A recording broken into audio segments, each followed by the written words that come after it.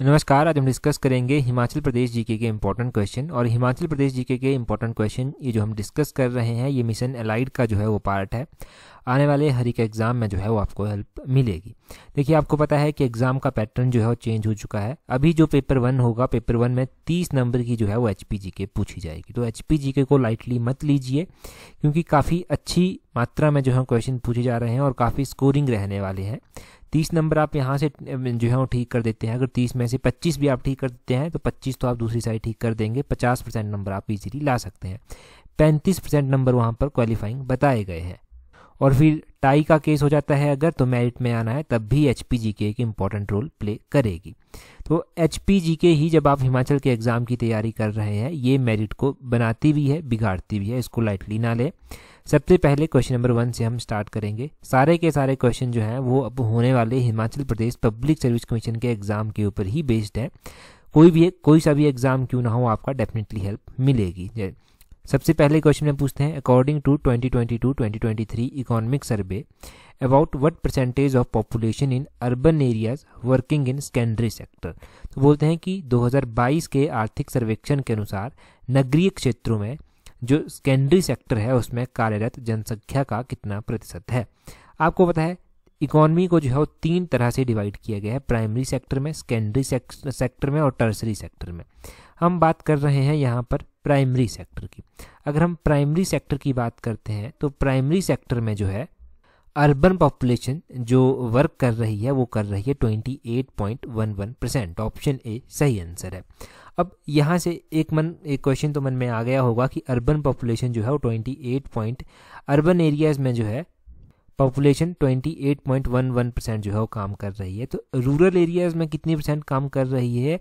Rural area में 19.25% जो है वो काम कर रही है। तो ध्यान रखें कि हिमाचल प्रदेश में अर्बन एरियाज में 28.11% जो है वो पॉपुलेशन वर्क कर रही है और सेकेंडरी सेक्टर में काम कर रही है। In case of rural area ये 19.25% है जो पॉपुलेशन एम्प्लॉयड है सेकेंडरी सेक्टर में। अब प्राइमरी सेक्टर तो सेकेंडरी सेक्टर आपने जान लिया। अब ये भी जानिए कि सेकेंडरी सेक्टर में जो है वो कौन कौन से एग्जाम्पल जो है इसमें आते हैं सेकेंडरी सेक्टर में। तो सेकेंडरी सेक्टर में मैन्युफैक्चरिंग सेक्टर आता है। सेकेंडरी सेक्टर में जो है कंस्ट्रक्शन से रिलेटेड चीज़ें होती हैं वो सेकेंडरी सेक्टर में आती हैं। आपकी इलेक्ट्रिसिटी हो गया, गैस हो गया, ये सब सेकेंडरी सेक्टर में जो है वो आते हैं। तो ये भी क्वेश्चन बनता है कि सेकेंडरी सेक्टर में क्या क्या आता है, इसके एग्जाम्पल क्या क्या हैं। उसी तरह ये भी ध्यान रखने हैं आपने। अभी हम सेकेंडरी सेक्टर की ही बात करते हैं। अगर एग्जाम्पल आपको मोटे तौर पर जानने हैं तो प्राइमरी सेक्टर में एग्रीकल्चर से रिलेटेड चीज़ें आती हैं, उससे एलाइड सेक्टर जो है वो भी प्राइमरी सेक्टर में ही आते हैं। रॉ मटेरियल, अनऑर्गेनाइज्ड सेक्टर जो है ये सारे के सारे प्राइमरी सेक्टर में आते हैं। जैसे कि माइनिंग हो गया, पोल्ट्री फार्म, मुर्गियाँ पालते हैं, उस तरह की चीज़ें हो गई, ये सारी प्राइमरी सेक्टर में आ गई। सेकेंडरी आपने जान लिया। टर्सरी सेक्टर में जो है वो क्या क्या आता है? टर्सरी सेक्टर में बैंकिंग हो गया, इंश्योरेंस हो गया, सर्विस सेक्टर हो गया, ये सारे टर्सरी सेक्टर में जो है वो आते हैं। तो ये एग्जाम्पल आप ध्यान रखना। अगला क्वेश्चन देखिए, अगले क्वेश्चन में क्या बोलते हैं Himachal Pradesh Khadi and village industries board came into existence on. तो बोलते हैं कि हिमाचल प्रदेश का जो खादी और ग्रामोद्योग बोर्ड है वो कब अस्तित्व में जो था वो आया था। तो अगर हम खादी एवं ग्रामोद्योग बोर्ड की बात करते हैं तो ये जो था वो 8 जनवरी 1968 को जो था वो अस्तित्व में आया था। ऑप्शन ए सही आंसर है। Himachal Pradesh Khadi and village industries board के बारे में अगर आप कुछ जानेंगे तो ये किस तरह की बॉडी है। आपको पता है कुछ बॉडीज होती हैं कॉन्स्टिट्यूशनल, कुछ नॉन कॉन्स्टिट्यूशनल होती है। तो ये जो Himachal Pradesh Khadi and village industries board है ये एक स्टैच्यूरी बॉडी है। ये एक्ट के द्वारा बनी हुई है, लेजिस्लेटिव असेंबली के द्वारा नवंबर 8, 1966 को जो था ये बनाई गई और फिर अस्तित्व में जो था ये 8 जनवरी 1968 को जो था वो आई थी। ये ध्यान रखें। क्यों बनाया गया बोर्ड, क्या ज़रूरत पड़ी इस बोर्ड को बनाने की, ये क्वेश्चन पूछा जा सकता है MCQ बेस्ड में भी। तो इसके बेसिक पॉइंट मैं बताता हूँ। इसको बनाया गया ताकि रोजगार जो है वो प्रदान किया जाए और सामाजिक उद्देश्य से भी जो था वो इसको बनाया गया। बिक्री योग्य वस्तुओं के उत्पादन का आर्थिक उद्देश्य से जो था वो इसको बनाया गया और गरीबों के बीच में जो है वो आत्मनिर्भरता पैदा की जाए, इसके लिए जो था वो इसको बनाया गया। तो ये आपने इसको बनाने के मुख्य उद्देश्य ध्यान रखने हैं। और खादी एवं ग्रामोद्योग उद्योग की अगर हम बात करते हैं ना भारत सरकार के बेस पर, तो भारत सरकार द्वारा अप्रैल 1957 में दूसरी पंचवर्षीय योजना इस दौरान चल रही थी। इस दौरान भारत सरकार ने खादी एवं ग्रामोद्योग आयोग अधिनियम 1956 के तहत जो था वो इसको स्थापित किया था। तो ये क्वेश्चन बनता है कि खादी एवं जो विलेज इंडस्ट्रीज बोर्ड है भारत सरकार के लेवल पर कौन सी 5 ईयर प्लान के दौरान बना था। तो ये सेकंड 5 ईयर प्लान के जो दौरान जो था वो बना था, ये आपने ध्यान रखना है। अगला क्वेश्चन देखिए, अगले क्वेश्चन में क्या बोलते हैं, नेक्स्ट क्वेश्चन में बोलते हैं which of the following is an arranged marriage type in Lahaul. तो बोलते हैं कि लाहौल में जो है वो निम्नलिखित में से कौन सा अरेंज मैरिज का एक टाइप है। तो लाहौल स्पीति यहाँ पर मैरिज के टाइप कौन कौन सी मैरिज है, किस किस तरह से है, वो सारा आपको पता होना चाहिए। तो इनमें से अगर आप बात करेंगे तो तेभांगस्टन जो है ये अरेंज मैरिज का टाइप है लाहौल में।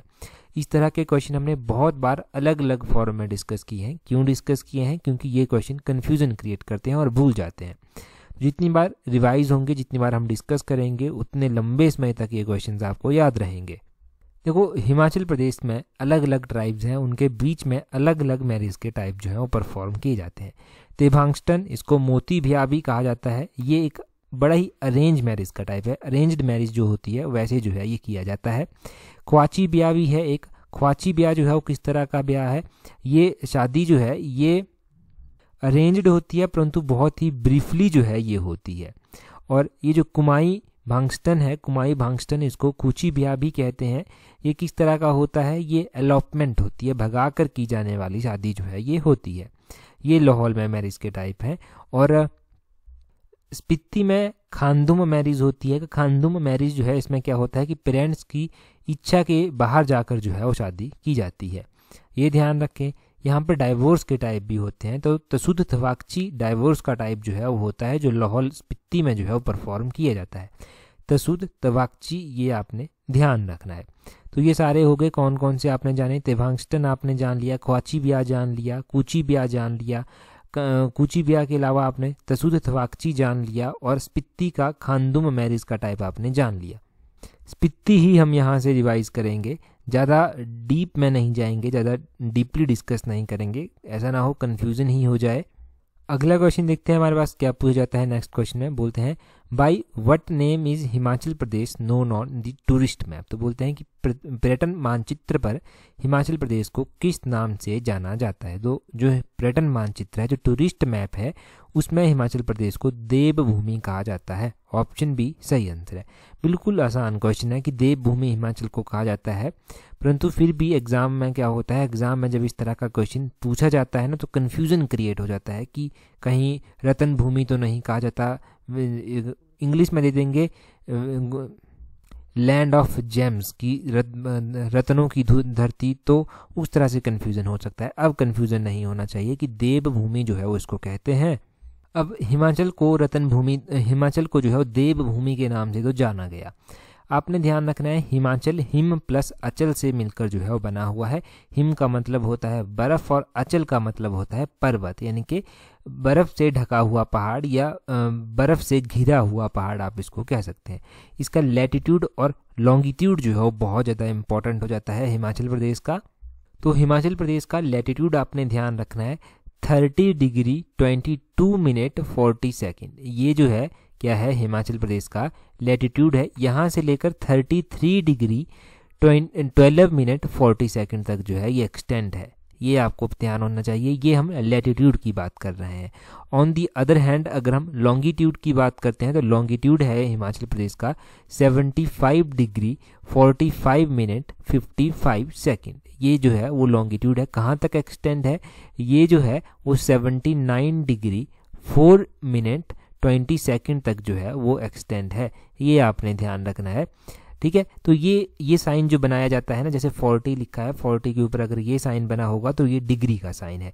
अगर इस तरह से साइन बना होगा 40 के ऊपर तो ये मिनट का साइन है, और 2 बार इस तरह से होगा तो वो सेकंड का साइन जो है वो आ जाएगा। तो ये साइन भी पता होने चाहिए, बड़े ही कॉमन से हैं। ये लैटिट्यूड हो गया, लॉन्गिट्यूड हिमाचल प्रदेश का हो गया। और हिमाचल का बॉर्डर जो है वो चीन के साथ लगता है। चीन के अलावा लद्दाख के साथ लगता है, जम्मू कश्मीर के साथ लगता है, पंजाब, हरियाणा, उत्तराखंड और उत्तर प्रदेश के साथ भी थोड़ी सी सीमा साझा जो है वो हिमाचल प्रदेश हमारा करता है। ये आपने ध्यान रखना है। ये तो बड़ी ही बेसिक जानकारी है हिमाचल के बारे में। पढ़ी आपने सभी ने होगी, जब भी एचपीजी के पढ़ी होगी तो ये ज़रूर पढ़ी होगी, परंतु रिवीजन मोस्ट इंपॉर्टेंट है। क्वेश्चन आसान है परंतु क्वेश्चन से रिलेटेड जो जानकारी है वो ज़रूरी है। अगले क्वेश्चन में बोलते हैं which of the following statement is correct about मुख्यमंत्री स्वावलंबन योजना। तो बोलते हैं कि स्टेटमेंट्स दी गई हैं, 2 स्टेटमेंट्स आपके पास, इनमें से कौन सी स्टेटमेंट जो है वो मुख्यमंत्री स्वावलंबन योजना के बारे में जो है वो सही है। तो सबसे पहली स्टेटमेंट देखिए, यहाँ पर बोलते हैं this scheme will cover youth between 18 to 45 years, की ये स्कीम जो है 18 से 45 वर्ष के बीच के युवाओं को जो है वो कवर करेगी। दूसरी स्टेटमेंट में बोलते हैं project eligible up to 50 lakh cover under the scheme, की 50 लाख तक के जो प्रोजेक्ट होंगे वो इस स्कीम के तहत जो है वो कवर किए जाएंगे। अगर इन दोनों स्टेटमेंट्स को आप बारी बारी समझेंगे तो आपको पता चलेगा कि कौन सी स्टेटमेंट सही है और कौन सी गलत है, और मुख्यमंत्री स्वावलंबन योजना का कॉन्सेप्ट भी क्लियर हो जाएगा। पहली स्टेटमेंट में बोलते हैं कि युवा जो 18 वर्ष से लेकर 45 वर्ष के बीच में होंगे वो कवर किए जाएंगे, बिल्कुल सही बात है। थोड़ा सा कन्फ्यूजन आपको ज़रूर हुआ होगा अगर आपने पढ़ी है स्कीम पहले, तो इसमें 18 से 50 वर्ष में भी किसी को कवर किया जाता है। महिलाओं को प्रोत्साहन देने के लिए महिलाओं की आयु सीमा 18 से 50 वर्ष के बीच में जो है वो रखी है, और अगर यूथ है कोई तो यूथ को 18 से 45 वर्ष की आयु सीमा जो है वो रखी है। इसके तहत जो है आपने ध्यान रखना है कि 1 करोड़ तक के प्रोजेक्ट जो है वो पात्र हैं। कितने?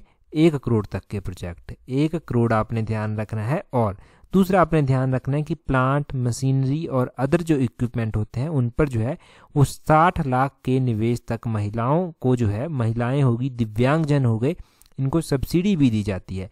तो महिलाओं और दिव्यांगजनों को जो है वो 35% सब्सिडी जो है वो दी जाती है। अगर कोई अनुसूचित जाति से है, अनुसूचित जनजाति से है, तो उसको 30% सब्सिडी जो है वो दी जाती है। अगर उसके अलावा अन्य है कोई, जैसे जनरल कैटेगरी से है कोई, तो उसको 25% सब्सिडी जो है वो दी जाएगी। ये आपने ध्यान रखना है कि 18 से 45 वर्ष के युवा कवर किए जाएंगे। कोई महिला होगी तो वो 18 से 50 वर्ष तक की जो है वो कवर की जाएगी। 1 करोड़ तक के प्रोजेक्ट इसमें पात्र होंगे। प्लांट, मशीनरी, इक्विपमेंट 60 लाख तक अगर किसी को लगाना है तो महिलाओं को और दिव्यांगजनों को 35% subsidy, schedule caste, schedule tribe को 30% सब्सिडी, और जनरल को जो है वो 25% सब्सिडी। ये आपने ध्यान रखना है। और 60 लाख तक के जो ऋण होंगे, 60 लाख तक का जो ऋण होगा उस पर जो है वो 3 वर्ष तक जो है वो 5% ब्याज जो है वो देना पड़ेगा। ये भी आप ध्यान रखें। 25% की दर से उद्योग विभाग जो है वो कैश सी श्रेणी क्षेत्रों में भूमि जो है वो आवंटन भी यहाँ पर कर देगा। ये भी आप ध्यान रखिए। मेन पॉइंट मैंने आपको मुख्यमंत्री स्वावलंबन योजना के बारे में जो है वो बता दिए कि क्या ये योजना है, इसमें किस किस तरह से प्रोविज़न रखे गए हैं, किस कैटेगरी को, किस वर्ग को जो है वो कितनी प्रतिशत सब्सिडी दी जाएगी, वो भी आपने जान लिया। ये एक तो सब्सिडी ज़रूरी है, एज खासकर महिलाओं की वो भी ज़रूरी है, तो ये सारा आप ध्यान रखें। अगला क्वेश्चन देखते हैं। अगले क्वेश्चन में क्या बोलते हैं Sangla valley has only 1 crop in most of the year because the climate of valley. तो बोलते हैं कि सांगला घाटी में अधिकतर साल में जो है वो एक ही फसल होती है। क्यों? क्योंकि यहाँ का वातावरण किस तरह का है। देखो, सांगला वैली की अगर बात की जाती है तो यहाँ पर सांगला वैली में जो है वो अधिकतर एक ही फसल होती है, क्योंकि यहाँ का क्लाइमेट बहुत ज़्यादा कोल्ड होता है। वेरी कोल्ड, ऑप्शन सी जो है वो सही आंसर हो जाएगा। आपने ध्यान रखना है कि सांगला वैली जो है वो कहाँ पर पड़ती है, डिस्ट्रिक्ट किन्नौर में पड़ती है। सांगला वैली कहाँ पर पड़ती है, डिस्ट्रिक्ट किन्नौर में ये वैली पड़ती है। और सांगला वैली जो है ये डिस्ट्रिक्ट किन्नौर की एक इम्पॉर्टेंट वैली जो है वो है। इस किन्नौर में जो है वो बसपा घाटी भी है और बसपा घाटी ही सांगला घाटी भी है, ये आपने ध्यान रखना है। और बसपा जो है वो नदी भी है, बसपा सतलुज की जो है वो सहायक नदी है, ये भी आपने ध्यान रखना है। किन्नौर जिले में जो है ये बहती है, किन्नौर की एक छोटी सी जो है वो नदी है। और आपने ध्यान रखना है कि कामरू गांव जो है वो सांगला घाटी में स्थित है। कई बार पूछ लेते हैं कि कामरू गांव जो है वो कौन सी घाटी में स्थित है, तो ये सांगला घाटी में जो है वो स्थित है।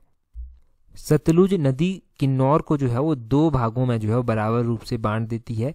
और सतलुज में, किन्नौर में जो भी छोटी छोटी नदियां बहती हैं वो सारी सतलुज में जाकर ही जो है वो मिलती हैं। किन्नौर में झीलों की बात करें तो किन्नौर में नाको झील जो है वो आती है, किन्नौर में सोरंग झील भी जो है वो आती है।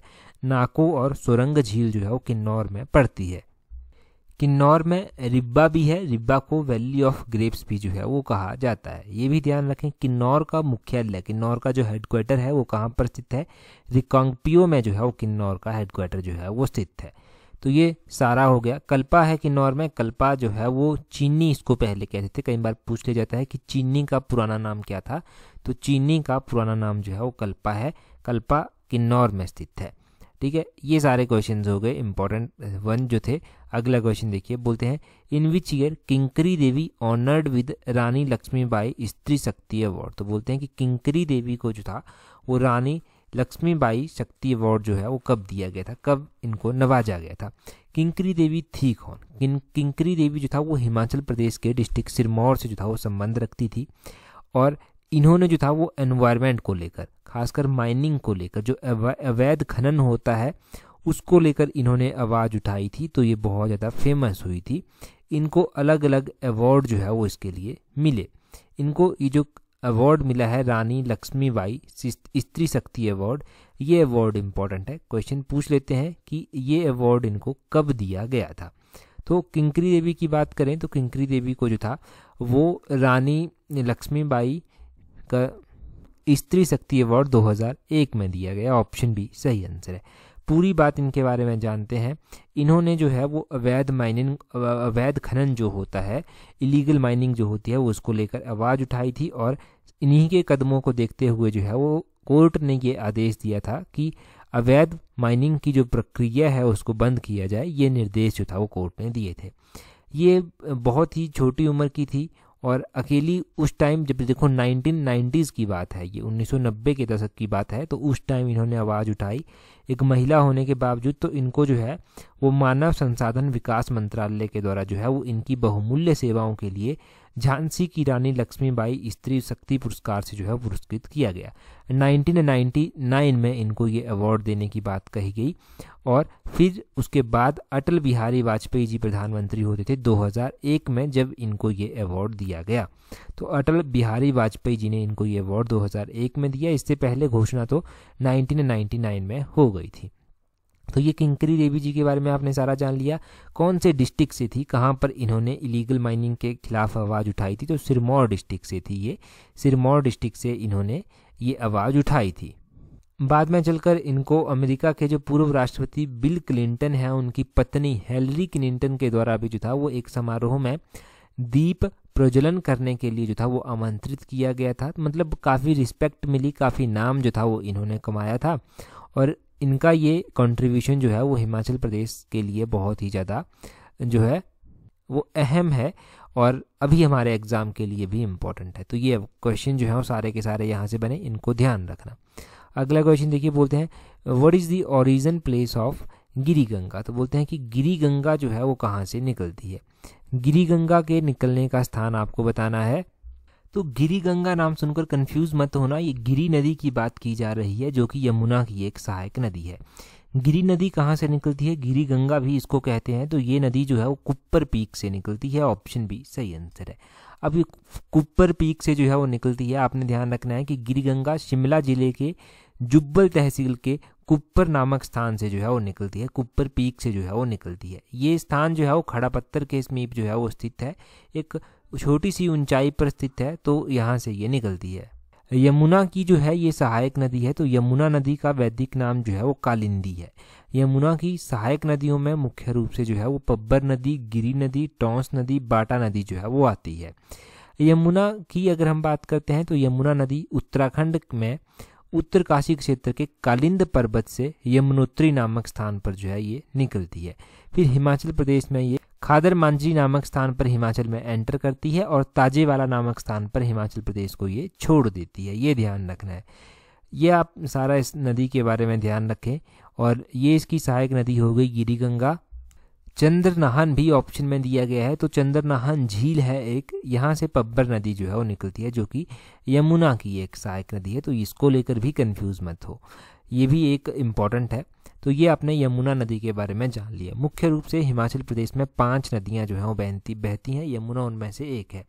5 नदियों में सतलुज आता है आपका, ब्यास आता है आपका, रावी आता है, चेनाब आता है और एक आपकी यमुना जो है वो आती है। तो ये 5 नदियाँ मुख्य रूप से हिमाचल में बहती है। यमुना बहुत ही ज़्यादा इंपॉर्टेंट नदी है हिमाचल प्रदेश की, तो इसके बारे में ये सारी डिटेल आप ध्यान रखें।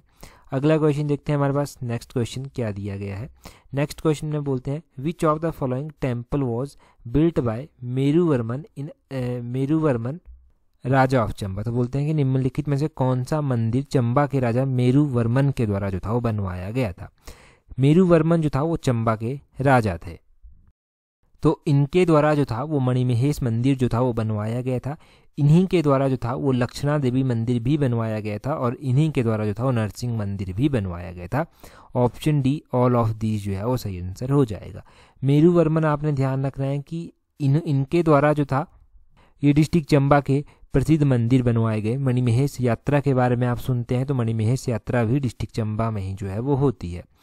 अब अगर हम बात करते हैं डिस्ट्रिक्ट चंबा की, चंबा रियासत की, चंबा रियासत की स्थापना राजा मारू के द्वारा जो था वो की गई थी। चंबा शहर की स्थापना राजा साहिल वर्मन के द्वारा की गई। राजा साहिल वर्मन ने भी मंदिर बनवाए थे। राजा साहिल वर्मन ने लक्ष्मी नारायण मंदिर बनवाया था जो कि बहुत ही इंपॉर्टेंट मंदिर है। तो लक्ष्मी नारायण मंदिर किसने बनवाया था? राजा साहिल वर्मन जी के द्वारा बनवाया गया था।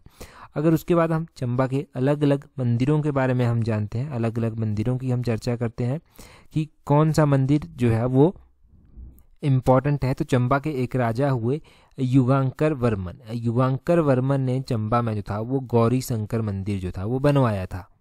चंबा के एक राजा हुए बालभद्र वर्मन। इनके द्वारा चंबा में बंसी गोपाल मंदिर जो था वो बनवाया गया था। चंबा में जो था हरिराय मंदिर भी स्थित है। तो हरिराय मंदिर जो है वो डिस्ट्रिक्ट चंबा में लक्ष्मण वर्मन ने जो है वो बनवाया है। ये मंदिर जो है वो चंबा शहर में ही जो है वो मुख्य रूप से स्थित है। तो चंबा के मंदिर आपने ज़रूर ध्यान रखने हैं, खासकर ये मणिमहेश मंदिर हो गया, लक्षणा देवी मंदिर हो गया, नरसिंह मंदिर हो गया, ये मंदिर बहुत इंपॉर्टेंट है। उसी तरह लक्ष्मी नारायण मंदिर भी है, ये राजा साहिल वर्मन के द्वारा बनवाया गया था। और ये 6 मंदिरों का जो है वो समूह है। पूछा जाता है कि लक्ष्मी नारायण मंदिर कितने मंदिरों का समूह है, तो ध्यान रखना कि 6 मंदिरों का समूह जो है ये मंदिर है। अगला क्वेश्चन देखिए, बोलते हैं Basohli school of painting came into prominence from the time of. तो बोलते हैं कि बसौली चित्रकला शैली जो था वो किसके कार्यकाल से जो था वो अस्तित्व में आई थी। अगर हम बसौली कार्यशैली की बात करते हैं, बसौली पेंटिंग की बात करते हैं, तो बसौली पेंटिंग जो था वो अस्तित्व में आई थी। ये पेंटिंग राजा कृपाल के कार्यकाल में आई थी। ऑप्शन सी सही आंसर है। किसके कार्यकाल में आई थी? राजा कृपाल। इनका नाम बहुत इंपॉर्टेंट हो गया आपके लिए। अगर हम बात करते हैं बसौली पेंटिंग की, तो बसौली पेंटिंग जो है वो सबसे पुरानी पेंटिंग शैली मानी जाती है। ये गुलेर कांगड़ा से भी जो है वो पुरानी है। इनफैक्ट ये जम्मू से भी पुरानी जो है वो मानी जाती है। राजा कृपाल के कार्यकाल के दौरान ये अस्तित्व में आई थी। और अगर हम पेंटिंग्स की बात करते हैं, मैंने लास्ट टाइम गिरिराज पत्रिका में भी कल आपको बताया था कि कांगड़ा पेंटिंग जो है वो बहुत फेमस है। यूएस के प्रेसिडेंट जो बाइडन को जो है वो Indian prime minister Narendra Modi के द्वारा जो था ये भेंट भी की गई थी। और आपने ध्यान रखना है कि कांगड़ा शैली की जन्मदाता जो है वो गुलेर से हुई है। ये माना जाता है कि कांगड़ा शैली की पेंटिंग है वो गुलेर से उत्पन्न हुई है। और मेटकॉफ के द्वारा जो था वो सबसे पहले कांगड़ा शैली के चित्रों की खोज की गई थी। उसी तरह चंबा शैली भी है, चंबा पेंटिंग भी है। तो चंबा पेंटिंग के बारे में आपने क्या ध्यान रखना है कि चंबा पेंटिंग जो था वो राजा उमेद सिंह ने जो था वो इन्हीं के कार्यकाल के दौरान जो था वो अस्तित्व में आई थी। चंबा का तो रुमाल भी फेमस है, चंबा की चप्पल भी फेमस है, और कांगड़ा की पेंटिंग हो गया। ये तीनों चीज़ें आप यहाँ से ध्यान रखना, यहाँ से रिलेट करके एक दूसरे के साथ लिंक करके जो है इन क्वेश्चंस को याद रख सकते हैं। लास्ट टाइम जो था वो जो मिशन एलाइड का पार्ट था उसका पीडीएफ मैंने टेलीग्राम पर आपको प्रोवाइड भी करवाया था। टेलीग्राम पर तो ज्वाइन कर ही लेना। अगर और भी क्वेश्चन प्रैक्टिस करने हैं तो वहाँ से आप टेलीग्राम पर कर सकते हैं। अभी क्वेश्चन देखिए जिसका आंसर आपको कल अभी कमेंट करके बताना है। बोलते हैं when Himachal Pradesh attend status of full statehood the literacy rate of Himachal Pradesh was only. तो बोलते हैं कि हिमाचल प्रदेश को जब पूर्ण राज्य का दर्जा मिला था तो उस समय हिमाचल प्रदेश का साक्षरता दर कितना था, ये आपने कमेंट करके बताना है। और 2011 की जनगणना के अनुसार हिमाचल प्रदेश का लिटरेसी रेट कितना है वो भी आप कमेंट करके जल्दी से बता दीजिए। ये दोनों क्वेश्चन आपके लिए बने। टेलीग्राम पर ज्वाइन करने के लिए अपने टेलीग्राम से @allexam31 सर्च करना। आपको हमारा टेलीग्राम चैनल मिल जाएगा। जो क्वेश्चन आपने आज पढ़े वो आपको प्रैक्टिस करने को भी जो है वो टेलीग्राम पर मिल जाएंगे और प्रीवियस 1 क्वेश्चन भी मिल जाएंगे। तो इस वीडियो में इतना ही काफ़ी है। That's all for today. Thank you very much for watching and listening it very patiently.